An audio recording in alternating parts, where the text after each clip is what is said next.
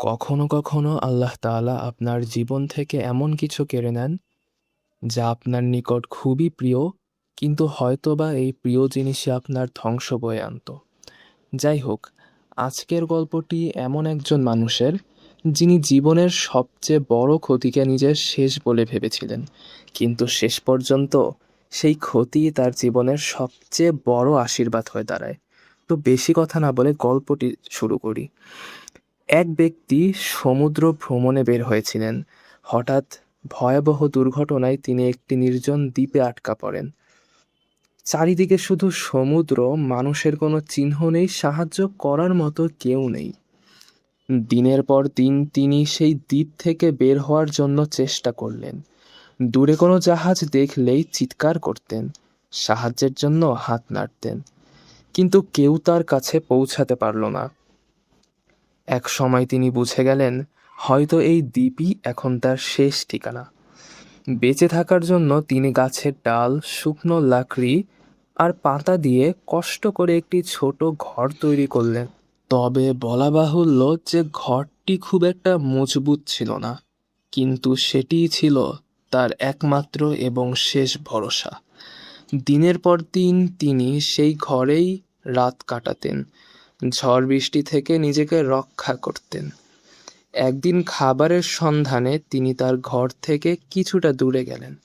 অনেকক্ষণ পর ফিরে এসে তিনি এমন একটি দৃশ্য দেখলেন যা তার বুকটা ভেঙে চুরমার করে দিল। তার একমাত্র ঘরটিতে আগুন লেগেছে, দাউ দাউ করে আগুন জ্বলছে।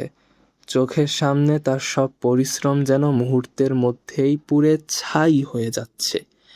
তিনি হাঁটু গেড়ে বসে পড়লেন, অসহায় কণ্ঠে বলতে লাগলেন, হে আল্লাহ, আমার সাথেই কেন এমন হলো? আমি তো সব হারিয়েই এখানে এসেছিলাম, অনেক কষ্ট করে একটা আশ্রয় বানিয়েছিলাম, সেটাও আজ পুড়ে গেল। তার মনে হচ্ছিল জীবনে তার কিছুই অবশিষ্ট নেই, কিন্তু তিনি জানতেন না, ঠিক সেই আগুনই তার জীবনের সবচেয়ে বড় সুসংবাদ নিয়ে আসছে। দূরে সমুদ্রে একটি জাহাজ চলছিল। জাহাজের নাবিকেরা হঠাৎ দ্বীপ থেকে কিসের যেন একটা ধোঁয়া উঠতে দেখলেন।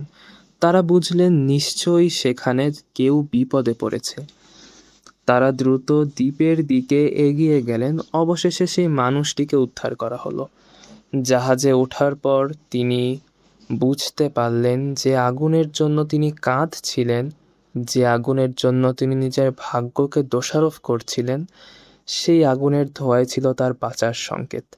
যদি তার ঘরটিতে আগুন না লাগতো, তাহলে হয়তো জাহাজটি কখনোই তাকে দেখতে পেত না, হয়তো জাহাজটি বিপদ সংকেত মনে করে তার দিকে এগিয়েও আসতো না। বন্ধুরা, আমাদের জীবনেও এমন অনেক ঘটনা ঘটে যেগুলো সেই মুহূর্তে খুব কষ্টের মনে হয়। আমরা হতাশ হয়ে পড়ি, অভিযোগ করি আর ভাবি আমার সাথেই কেন এমন হলো। আসলে আল্লাহ যা করেন তা আমাদের ভালোর জন্যই করেন।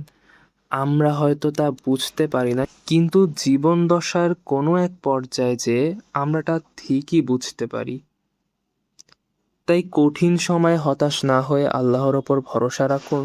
হয়তো আজকের এই কষ্টই আগামী দিনের এমন একটি কল্যাণের দরজা খুলে দিবে যা আপনি এখনো কল্পনাও করতে পারছেন না।